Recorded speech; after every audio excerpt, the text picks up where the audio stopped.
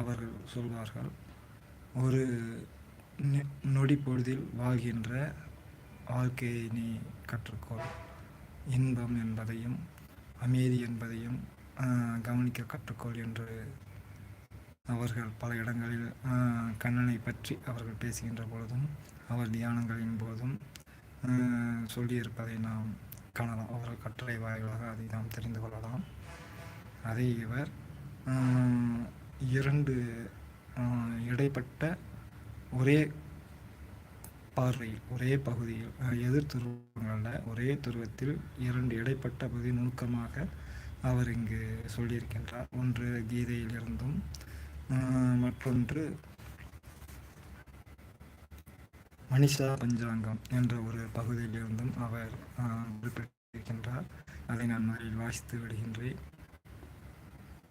தவறாக நான் உச்சரித்த கூடாது என்பதற்காக.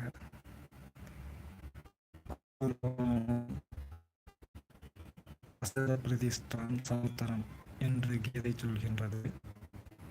அதே போல் பூரி லேசலேசாத இமே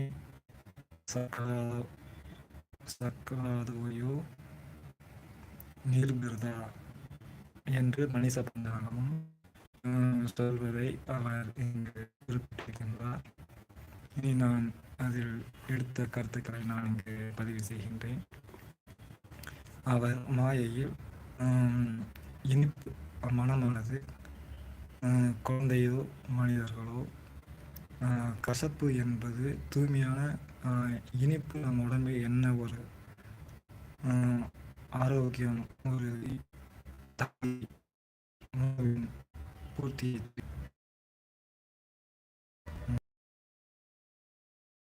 புரிந்து கொண்டாலும் சில இயல்பாகவே நாம் மனதின் சார்ந்த கசப்பையும் பார்க்க நாம் முயற்சிக்கின்றோம். இந்த இயல்பை அவர் எடுத்துக்காட்டு கயரை அது ஒரு உயிரின் நெகிழ்வாக பார்க்கின்றோம். உயிரின் நெகிழ்வு இருந்தாலும் அதை கயராக பார்த்தும் சில நேரங்களில் நாம் ஓடுகின்றோம். அந்த இயற்கை எந்தெந்த இடங்களில் என்றும் அவர் சொல்லி கொண்டு வந்த அவர் அகமும் புறமும் என்ற இடத்தில் வருகின்றார். அகமானது நாம் சரியாக செய்துவிட்டோம் என்றும், புறமானது நாம் சரியாக இருக்கிறோம் என்றும், நாம் ஓடிக்கொண்டிருக்கிறோம் என்பதையும்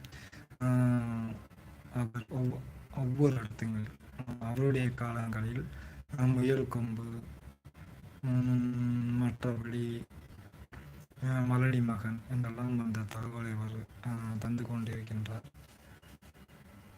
நாம் ஒரு போட்டியாளராக இருக்கின்றோம் வைத்துக்கொண்டு, போட்டியில் நாம் ஓட்டப்பந்தயில் சேர்கின்றார்கள்.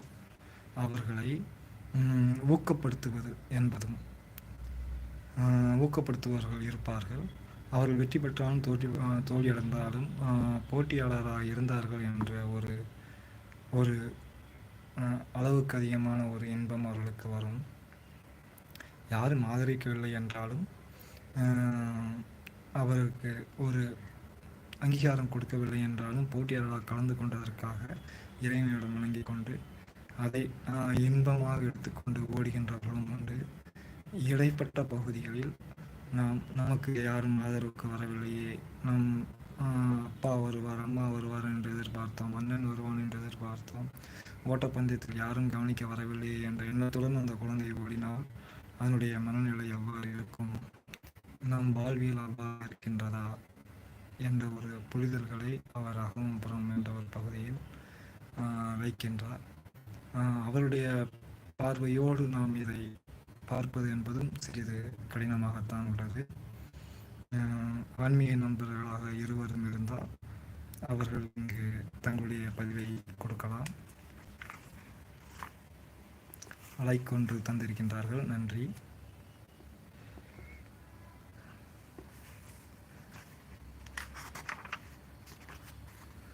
அவர் இந்த அகமபுரம் என்ற ஒரு பகுதியை ஒரு 2 பக்கத்திற்குள் முடித்து விட்டார். ஆனால் அதை சிந்தித்து தருவது என்பதும் ஒரு இதாக இருக்கின்றது. நாம் அடுத்த தலைப்பிற்கு செல்கின்றோம்.